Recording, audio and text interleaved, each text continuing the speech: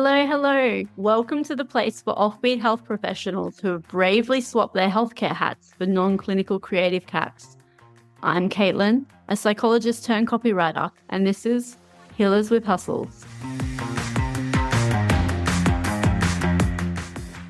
My guest today is Dr. Hayley D. Quinn, a clinical psychologist turned anti-burnout business coach and the founder of Welcome to Self, a business dedicated to helping women reconnect with themselves to transform their personal and professional lives. Through her podcast and online community, she offers insights and strategies for service-based business owners seeking to prevent burnout by prioritizing self-care practices, sustainable practices, and self-compassion. Drawing from her own experiences with burnout, chronic illness, and solo parenting, Hayley helps clients thrive personally and professionally without sacrificing their well-being. Welcome, Dr. Hayley. Thank you so much for joining me on the podcast. Oh, my absolute pleasure. Thank you for having me on. And I wanted to also say thank you so much for supporting the Facebook group, because you're someone that always comments on my posts. It really means a lot, because I'm not sure about you, but being in business and putting yourself out there, and particularly if you hear crickets, am I not doing a good job? I really appreciate all of your support. It's been fantastic. Oh, my pleasure. I think one, Facebook groups are hard to get engagement in. And two, I think what you say is so true. Being in business, particularly, I've had my podcast for quite a long time. And sometimes I think, I wish people would email more and let me know if they're enjoying it or what they want to hear about. Because you don't know, and you've got to trust that actually, people are listening and people are seeing what you put out there and what you're doing is helpful. A lot of people don't comment, and that's okay. And that's all right. It can make it hard, right? It can, but you're right. There are people, even if they're looking, that's all right. Yeah. But I think that's probably just because for me in particular, I'm so new to business as well. Yeah. So I've always got that little self-doubt in the back of my mind. So I've had a lot of practice with self-compassion lately. Wonderful. Well, I'm happy to be a compassionate other and cheerlead you and comment on your posts. And they're helpful because when I read them and I comment or, engage with them, it helps me be self-reflective as well. So thank you. Beautiful. Oh, so nice. And I've got so many questions to ask you, but I guess we should maybe start at the beginning. Tell me about your journey of being a psychologist and your experience of working as a psychologist. Wow, okay. Where should we go? I didn't ever imagine I'd be a psychologist. People who have kind of listened to my stuff before know that I dropped out of school early. I spent a lot of my life thinking I was stupid. It wasn't until my fourth year of my PhD that I realised perhaps I was actually an intelligent woman. So I finished my PhD and, became a psychologist, went through all the hoops and things that you have to do to become a psychologist. Did my clinical psych registration and initially worked in a private practice as a subcontractor, and then moved to a practice where we all actually ran our own businesses but shared like a group space, which was really, really lovely. And I'd also had some experience working in a private hospital as well. And I had been a single parent going through my bachelor, my honours, and my PhD. And was doing too much, was working too many jobs, was trying to do all the things, and ultimately ended up very unwell with a significant burnout. So I had to make a choice to leave the practice I was at. And I didn't actually know if I was going to continue to be a psychologist at all, because I didn't actually know if I was going to be able to work. I struggled to even put a wash in the washing machine. So it was So I started a home-based business with a very small number of people. I'd had to say goodbye to most of my clients, which had been really hard, and to my colleagues that I really loved working with as well. And then I just started very small, doing a little bit. And from there, I built my reputation in my practice and had local GPs referring to me, and then GPs from all over the place referring to me. And then I started to realise that actually doing that, I was never full-time, but doing just that was not really going to suit me long-term. So that's kind of where I was at. I did that for a number of years, but realised that something had to change. I couldn't just keep doing that. Yeah. What was that about? Was that because you were feeling like you were potentially going to get burnt out, or was something missing? I think there's, and I think this would stand true for many people who've been through a significant burnout is it's one of those things that you just never ever want to go back to. Like, Yeah. I think we can minimize what burnout means, and it can be extremely impactful and extremely damaging on your health and your general life. So I knew that I had to work in a way that was going to prevent that. Yes. And also I had been encouraged by mentors of my own saying, you should do supervision. I'm like, oh, I'm not ready to be a supervisor. You know, how we all, you've been practicing for years and you've been doing informal supervision with your peers anyway. And I was like, no, I'm not ready to be a supervisor. And then I thought, actually, I really like the idea of that. And when I have done sort of informal peer supervision, I've really, really enjoyed it. So I went on and did my supervisor training, and I added that to part of what my work life looked like. So I was seeing clients and also other psychologists and allied health professionals. And I realized that I enjoyed them for different reasons, but I liked having both of those. And then what started to happen is, because I did have my own business, and by this time I'd got on top of my health and I'd built my business up. I was doing trainings, I was doing all sorts of stuff. Like, I'd gone from not being able to get off the couch to improving my health and being invited to speak at retreats in New York and present at conferences in London and things like that. And people started coming to me for supervision, but then asking me, I really want to start working for myself, or I want to change how I'm doing things. Can you help me with that? And then I started realizing, actually, I'm really passionate about that. And that really lights me up. Wow. And prior to being a psychologist, I had worked in various industries. I never thought anything of it. I'd been a PA to CEOs of companies. I'd worked in bookkeeping departments. I'd worked in advertising. Wow. And then I was like, oh, this kind of makes sense now, because people would say, oh, I find the admin and business side really hard. And I'd be like, oh, I actually don't. And then it dawned on me. It's like, well, that's because of all the pre-psychology experience. Yeah. So to be able to share some of that older knowledge and my current experience of being a business owner was, I just loved it. And more people were coming to me. So it evolved quite naturally. And I just embraced it. So I now have a very, very small clinical load. I have a caseload of supervisees, and I also have coaching clients, and I run a group program and do trainings and things. So that sounds very fulfilling, but it sounds like it evolved, like we said, very naturally, and just evolve with what fit for you. And I love the idea that it sounds like people were really attracted to you. And so I was really curious about the type of marketing you were doing, because it sounds like a lot of word of mouth. Yeah, I don't know at the time I was. I don't know I was doing marketing. That's amazing. If only business was always that easy, right? Because and I'll clarify, it evolved very naturally in terms of who was coming to me and what they were asking and what they were saying their needs were. But then for me to create my business the way I have, that was very intentional. That was very reflective. Do I actually want to do this? How much work do I want to do? What type of work? How many hours? Because people will often say to me, oh my gosh, sounds like you're so busy. Yeah. And I'm like, well, I actually don't work full time. I have lots of different things I do, but I'm not like cramming loads and loads of things in. I do it in a way that there's a bit of this and a bit of that, and there's lots of nice breaks, and there's time in the day. Like, I don't start my day till, well, it was 10:30. I'm starting to push it out to 12 o'clock, actually, my working day. So I'm just ever evolving what feels right and what fits with the type of work I want to do. But I don't think I was marketing. I think it was more, I was living more and more in alignment with who I am.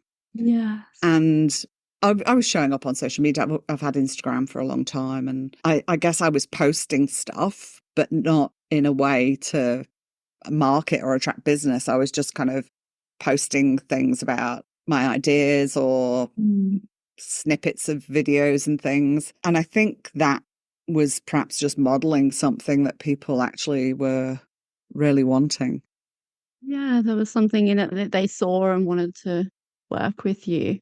But I love what you said about how you've been very intentional with how you've set up your business. And because you're right, it can be so hectic, well, particularly in the start of it. But if you don't have the boundaries or don't set it up in a way that works for you, well, it's not going to necessarily work. And tell me, I know there are conflicting like ideas in the space. can you just do clinical work without burning out, or do you think that psychs really need to diversify? Look, I think it's different for different people. I don't know that we can give a blanket statement that you can't just do clinical work and not burn out. I think there's people who thrive on doing one particular thing, doing it well and keeping on doing it. I am yet to meet somebody who does a lot of client facing work most days of the week and is not feeling the impact of that. Yes. Whether people want to acknowledge it or not is a different thing. I've spoken to people who say, oh no, I'm fine, I'm not burnt out. But then when you listen to them, you think, I don't know, it's just that you're not actually recognizing it. And this is why I'm so passionate. One of the reasons I started doing this sort of human first is my perspective. The podcast I have used to be called Welcome to Self-Caring for the Human in the Therapist Chair, and it was purely aimed at psychologists and allied health. I now have broadened that audience to service-based business owners, not just therapists and allied health.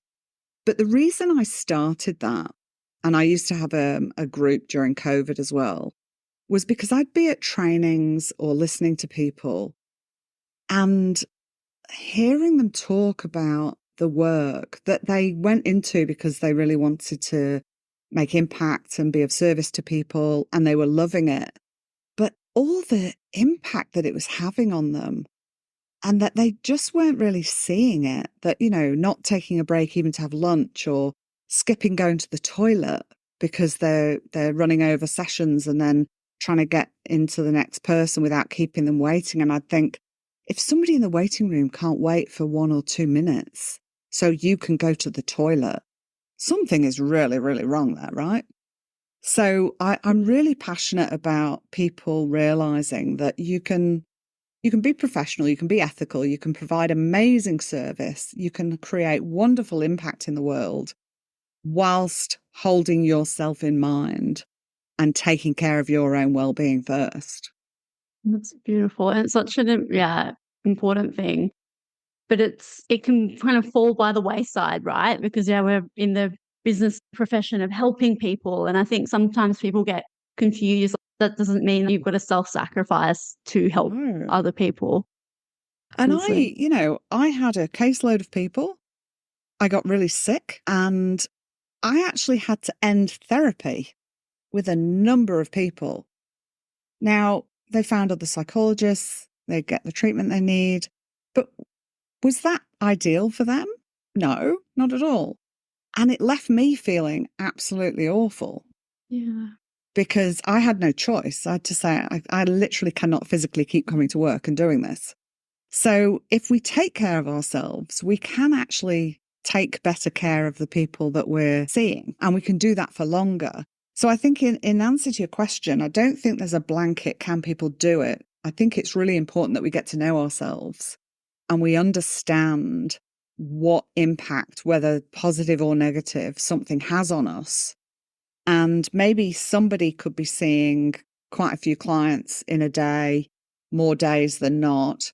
And somebody else could be doing the work, but say, you know what, 3 clients a day is my maximum over 3 days, or I'm just going to see a couple of people every day of the week, or I'm just going to do 2 full days. I think we need to really tune into what works for us.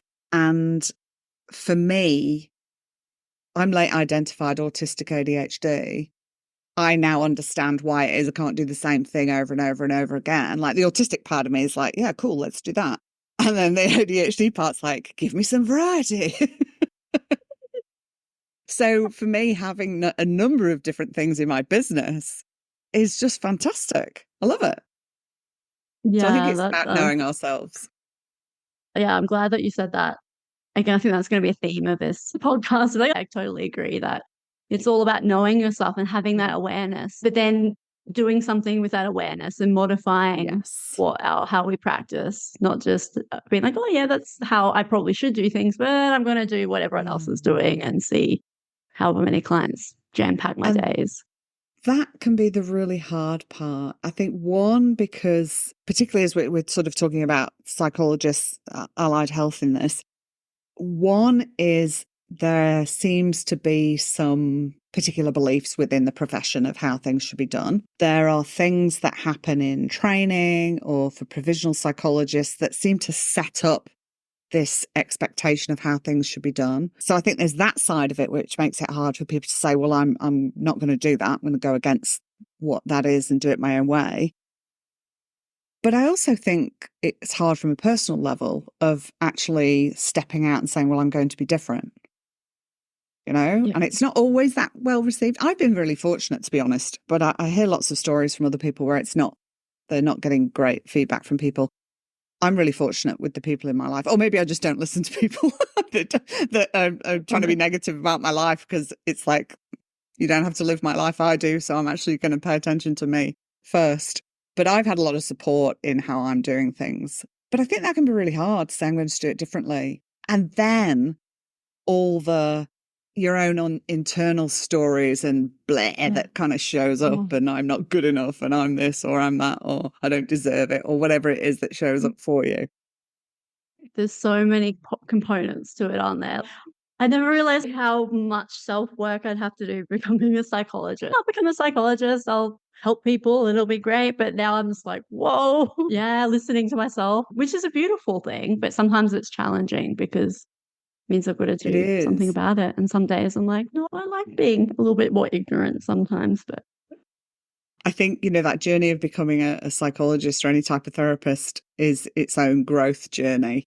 And then I'll often say to people, becoming a business owner is not about business. It's a personal growth journey. You can learn all the business stuff. You can learn all the, what forms and what things and what platforms and what this and how do you do marketing and all that stuff. You can learn it. But you come in such close contact again with yourself and your decision making. And like you were saying, you put something out on social media and nobody responds. There could be thousands of people looking at your post thinking, gosh, that was so helpful.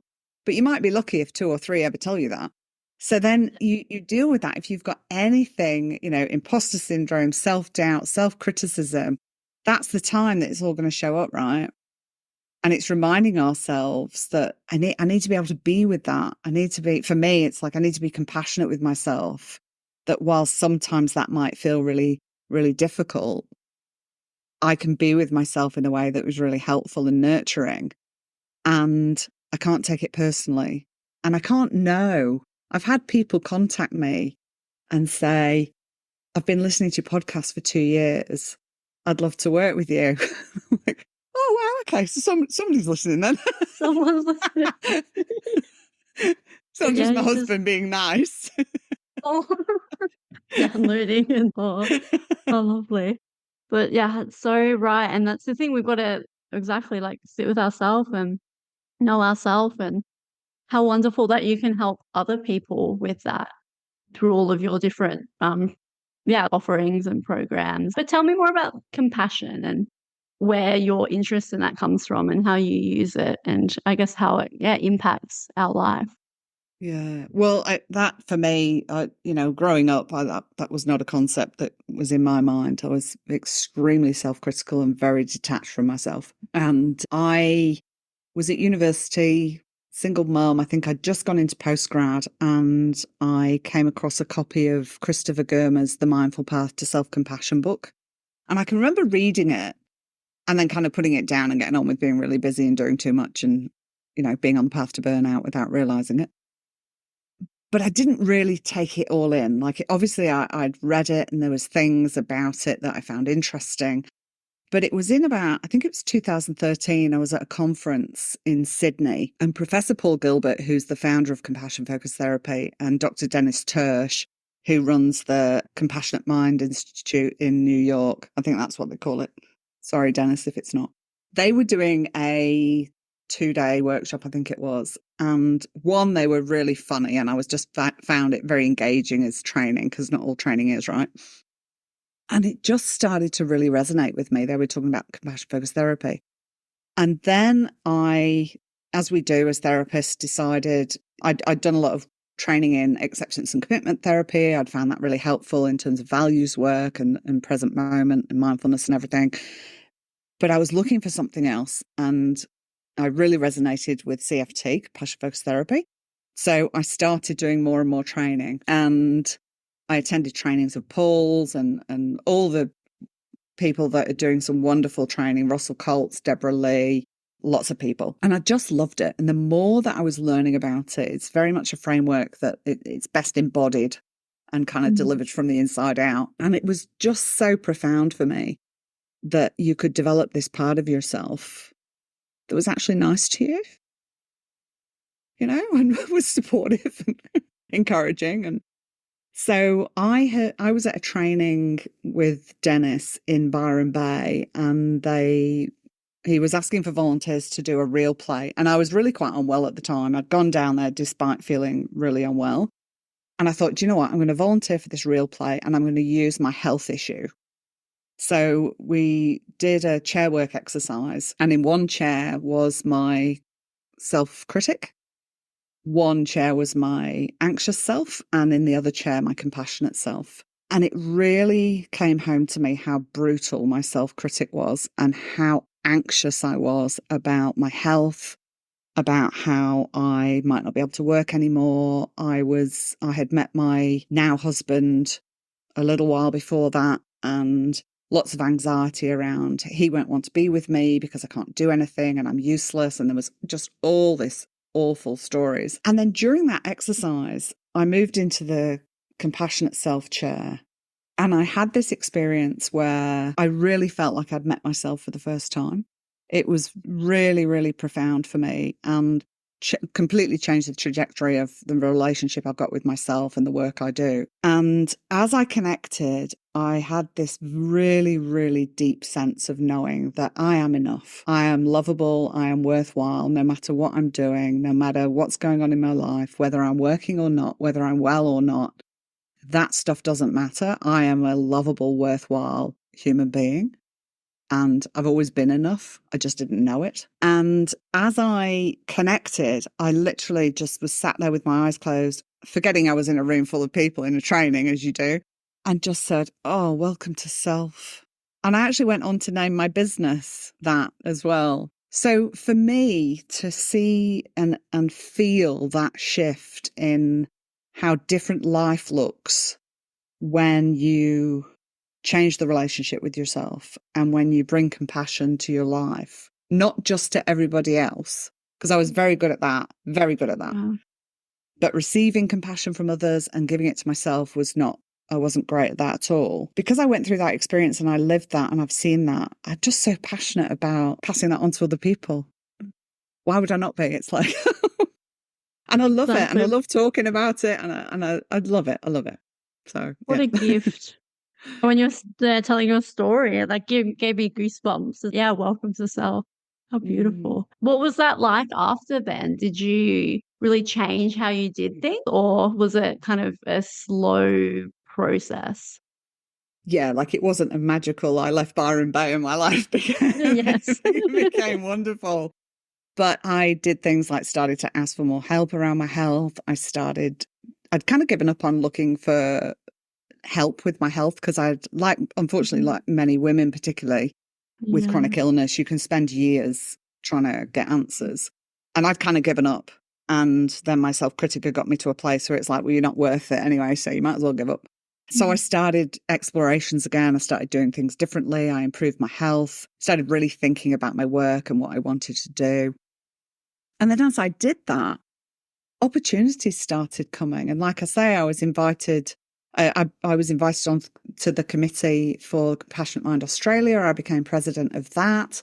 Had a giggle of that as school dropout. Never imagined I'd be president one day. So there was lots of this kind of reconnection with myself in a way that was more playful and fun. Yeah. And then I was invited to present at Dennis's retreat in New York. I went to a conference. And then there was an opportunity for some training of CFT, because I've been doing a lot of training in CFT. And Paul Gilbert had most generously, mentored me and been a beautiful friend to me. And an opportunity came up to present in Singapore. And I'd contacted him and said, somebody would like some training in Singapore. Would you like to go and do that? He said, I'm going to be somewhere else. I think you should do it. And I was like, I can't do that, Paul. I'm not ready. And he's like, well, you'll never be ready, so just go and do it. So I was in Singapore for 3 days presenting Wow. training, and so things just started changing. And because I had developed this compassionate self, I became more courageous in saying Yeah. yes to things rather than, well, I can't do that, I'm not good enough for that, or whatever nonsense I was telling myself previously. And yeah, so it just evolved from there. But it's an ongoing thing. I mean, I ran a workshop just earlier today and some reflective questions. And one of the questions I get people to answer in the workshop is, how do you speak to yourself? And I had answered that for myself as they were doing theirs. And I shared with them that for me, it's kind and compassionately with understanding and grace. And sometimes I get frustrated and swear at myself. But thankfully, that's rare these days. Whereas that used to be my default. My default now is my compassionate self shows up and it's like, it's all right, darling. It's fine. You'll figure it out. Or, yeah, it didn't go the way you want, but do you know what? You're a human being. It's fine. So that's been really nice. But it is, it's an intentional process. I make choices every day to take care of myself. Like any relationship, yeah? If you're in a relationship, you choose every day that you want to be a particular way, or it's helpful if you choose every day to do that. Why would it be different with yourself? That's a great point about relationships. You've really got to nurture it and do something. And like, I always love what Esther Perel says about relationships and love. It's a verb. You've actually got to do something. Absolutely. It's, yeah, I Yeah. think, and that's so true for ourselves as well. Like when those critical thoughts come up, it's about how you respond to it, or maybe what it's Yeah. showing you, what it's Yeah. they're trying to tell you.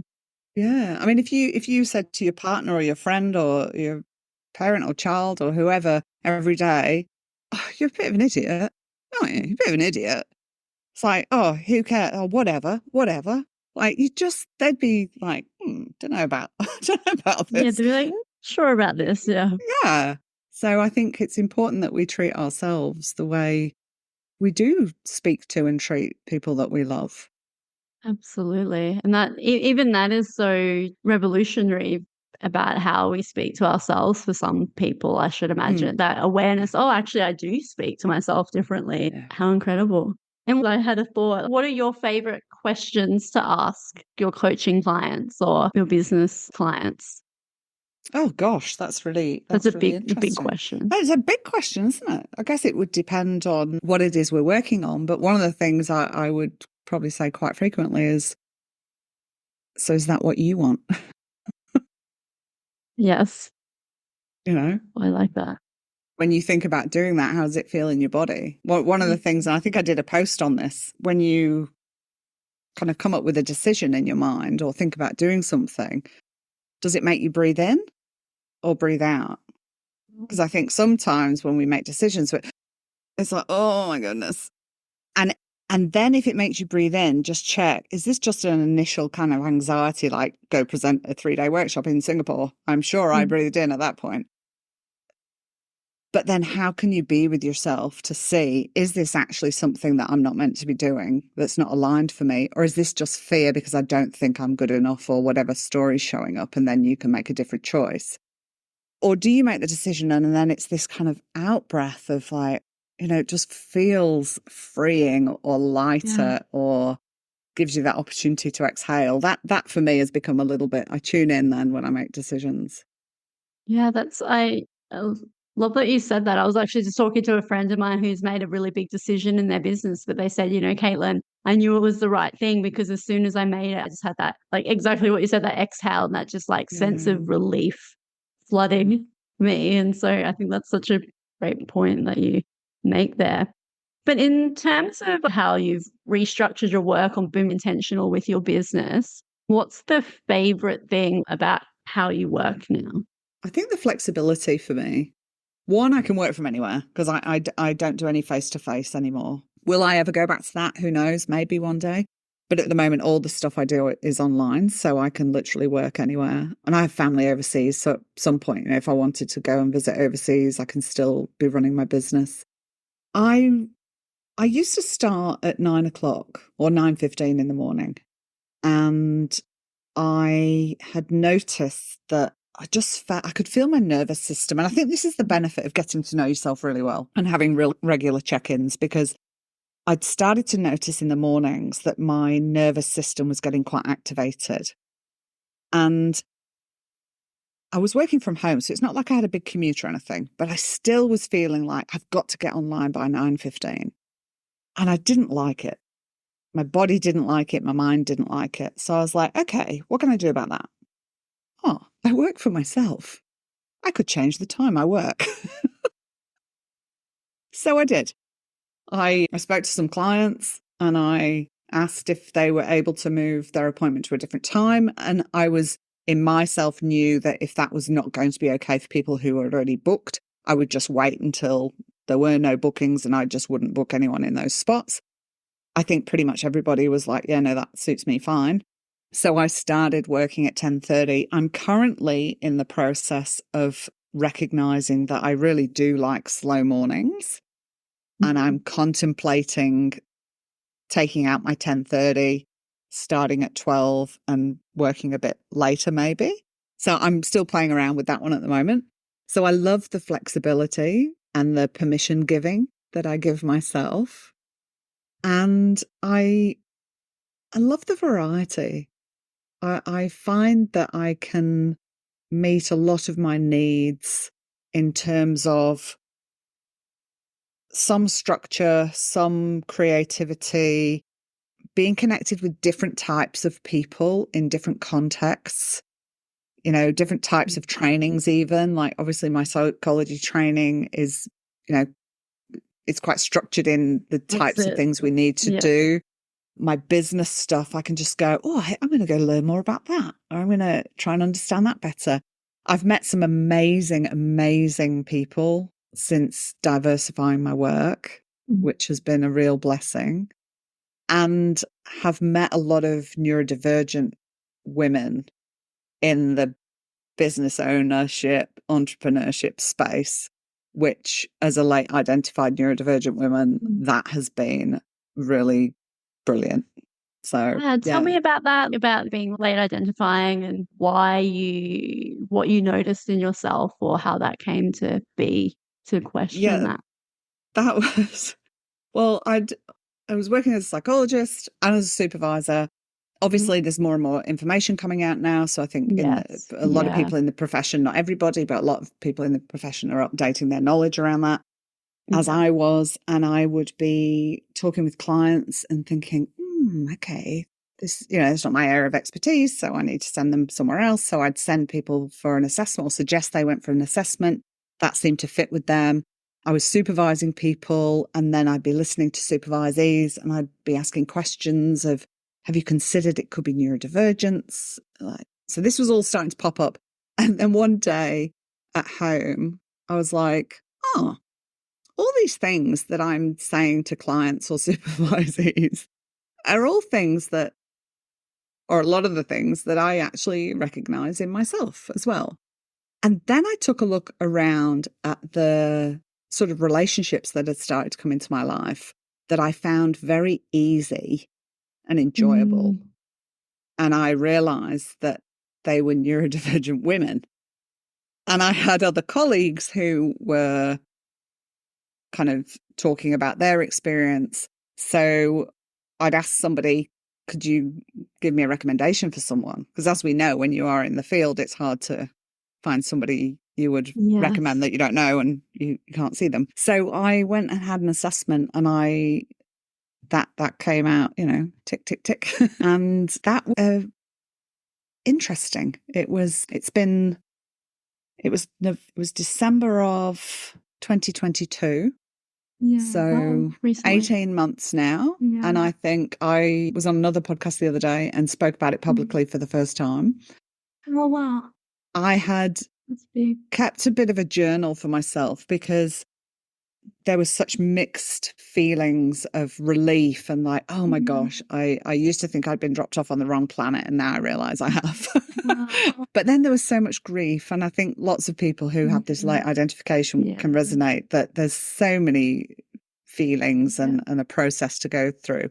But the beautiful thing Whereas I'd already built this compassionate self. I was already very self-compassionate. It was just more reason to be compassionate for all the struggles and the choices that led me completely down the wrong paths, in my There was life. a And, reason. to sometimes very dark places. But there was this understanding of like, well, of course, that makes sense. It makes sense. And now what it allows me to do is say, well, of course, the neurotypical way of doing business doesn't suit me. I have to do it my way. I have to find a way that actually suits me and the way my brain works and the way I enjoy doing things. So it's been my compassion focused therapy training has been one of the biggest gifts in my life. Getting the assessment has been another huge gift in my life. So yeah, it's been interesting, but I love it. I was 52. I mean, I'd lived 52 years not knowing. So Not knowing, and then like it's a huge thing. But yeah, I was wondering about, like, when you said the grief part, I was wondering about that. It's been a part of the evolution, part of the evolution, and I've done it with compassion and grace, and it's felt important for me to be more public about it because I think there are so many stereotypes and misunderstanding around what it means, particularly for women and girls, right? Yes. For sure. Yeah. And I had people who were very close to me really lovingly say, oh my gosh, I don't know I would have picked that. Wow. Yeah. And I said, well, of course, I was 52. I've been masking since I was however old. Yeah. Yes. Yeah, it's a long time to be masking. Do you think that contributed to your burnout at the start? Oh, I can't see how it couldn't have done. No. I can't see how it couldn't have done. No. So many. Yeah. And so tell me about the future for your business. Are you going to, I don't know, will that somehow influence the services you offer or the types of coaching, or I've thought about this. I have periods. I'm reflective about my business on a regular basis because I think that's important when we are in business to make sure it's values aligned and it's working for clients and it's working for me. And I had thought about, is this, people talk about, it's really important to niche. And that can absolutely be true. And I've thought, is this something I offer for people who are neurodivergent? And at this stage, obviously my light's on because I attract a lot of neurodivergent clients in my, all my domains of work. So for now, I'm just showing up as me, and people will want to work with me or they won't, and that's totally fine. They all want to work with me in different ways, and that's totally fine. But I'm just really comfortable in this season right now of doing what I'm doing, knowing that if it doesn't work, then I can evolve it. Yeah. And I've moved past this. I used to think I was flaky and I start things and I don't finish. Like finishing my PhD was really a significant thing for me, not because it was a PhD, but because I actually finished it. Now I kind of look and go, actually, some things are not meant to be finished. Some things, sometimes we're on the wrong path and we actually are better off changing and doing something else. So I just feel, actually, as I'm talking about it, I've got a really warm feeling, actually, because I'm just really comfortable where I'm at right now with what I'm doing. And I don't know that there's been many, many, many years in my life where I would never, ever have been able to say it or even imagine that I'd ever feel it. So, yeah. Oh, how beautiful. That's so beautiful. And when you're talking about your PhD, I had a question about what you did it on. Well, it's interesting because once I'd done all my compassion focused therapy training, I was like, oh, I wish I could do another PhD. I considered doing a second one and I was like, no. My compassionate self was like, here's some wisdom. Don't do that.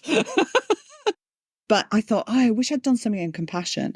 What I did was my PhD was on the meaning of home for young people with disabilities living in long-term residential care. And when I look at it and the impact it had, because had a service provider had funded my like a scholarship for me. So my PhD data went straight to source, which felt really meaningful for me. And when I look at some of the context of that, it actually was very compassion based because I could see suffering and I wanted to do something to prevent it, which is the definition of compassion, right? Yes. And it was all about the meaning of home. And I reached out to some colleagues and friends a little while ago. Somebody had asked me a question about what is it you do? Why do people come to you? What are you known for? So I put it out to some people in my life, and I might get a bit teary in a minute. And a very dear friend sent me a message and she said, "You're an expert at helping people come home to themselves." Oh, When I think back to my PhD and the meaning of home, it really resonates because for me, home is so many things. It's not just the building we live in, but it's who we are and how we are and how we treat ourselves and, you know, really meeting the essence of ourselves so that we can change the relationship with ourselves, so we can live a full and meaningful life that we all deserve.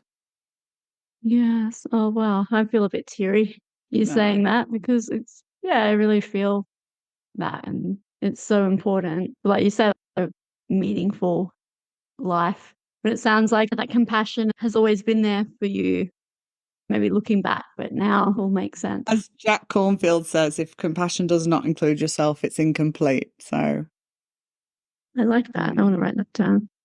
All right. Now for the rapid fire questions. So I'm super curious, Hayley. What is your favorite film? oh gosh, a couple of things come to mind. I am a huge Harry Potter fan and spent a lot of time with my son watching all those movies. We used to sit and watch them. We sometimes had what we call Potter fests, where we'd just sit in our pajamas and have good snack food and watch as many as we could until we got too tired.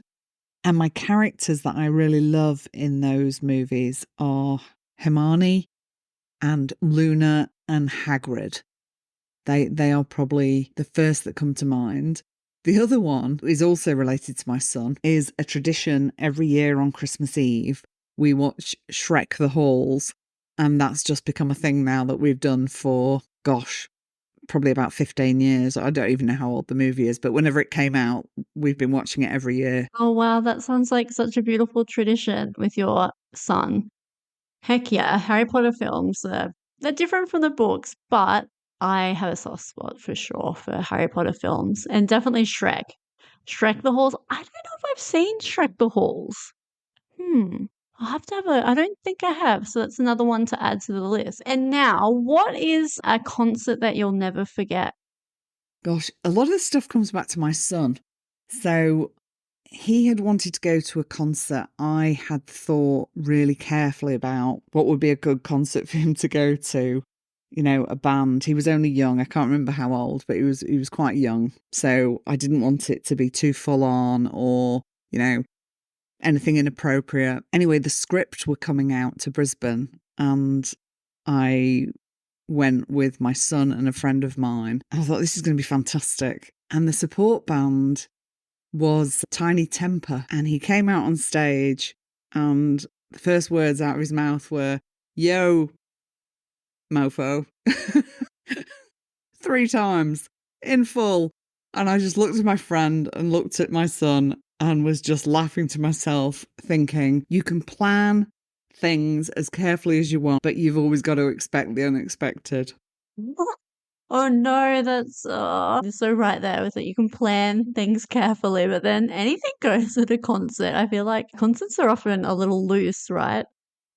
But I'm curious to hear about this next question. What's something absurd about you? Either something that you love or a quirky thing, or maybe even a boring fact about yourself? Oh my gosh. This is a hard one. I don't know what would be absurd that I love, except life. Life is pretty absurd, and I love life. I'm actually really quite boring.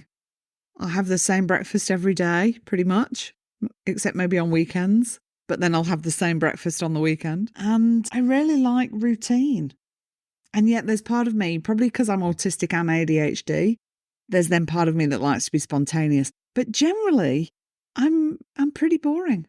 I like a simple life and yeah, I don't really know how else to answer that one. You just reminded me of an Andy Warhol quote, which is I like boring things, or I love boring things.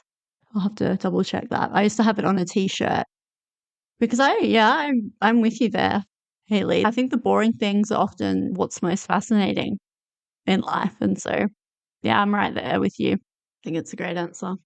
Oh, well, thank you. This has been a fantastic conversation. I've really loved speaking with you. I feel a sense of calm Oh, speaking that's with wonderful. you, which just goes to show that I think being well in yourself has a ripple effect for other people. Absolutely. Yeah. Absolutely. I think that's the thing. I think when we can bring compassion for ourselves, it helps us stay out of our threat system. You know, when we're in our threat system, we're hostile to ourselves and others. And I think if we can bring compassion to ourselves and we can develop that soothing system, then we can put more of that out into the world as well. And the world needs it, right? Well, yes. Now we really, really need it. Definitely. But tell everyone how they can get in contact with you when you're in the middle of a launch, which the episode will be out after that. But definitely tell us about your program because I'm sure you'll have a wait list. Absolutely. The doors are open at the moment, close on the 19th of June. So if this is aired after that, then there will be a wait list, which you can find on my website. So I do one-on-one coaching, individual coaching. And I also have a group coaching experience called Welcome to Self Time to Thrive. And a lot of the stuff you and I have talked about is in that, around boundaries and getting to know yourself, your business, what works for you, how to say no to other people so you can say yes to yourself, all that sort of stuff. And the piece around implementation and action taking. So I'm most active on Instagram under Dr. Hayley D. Quinn. And that gets shared to Facebook because I can't do all the things. So I just share the same stuff to Facebook. I am becoming more active on LinkedIn. Again, Dr. Hayley D. Quinn. And my website is drhayleydquinn.com. And I'm always happy. People jump in the DMs or send me an email. I've got my podcast, Welcome to Self with Dr. Hayley D. Quinn. And I love hearing what people think and what they'd like to hear about. So yeah, feel free to get in touch. Beautiful. Thank you so much. And I'll pop all of those links in the show notes too. But thank you so, so much. I really appreciate your time and your wisdom. Oh, thanks for having me. All right. That's the end of another episode. Thank you so much for tuning in to Healers with Hustles. If you've enjoyed today's episode, will you do me a tiny favor and subscribe to the show? Just tap the subscribe button on your favorite podcast platform and you'll be the first to know as soon as a new episode drops. Thanks so much for listening. Okay, ta-ta for now.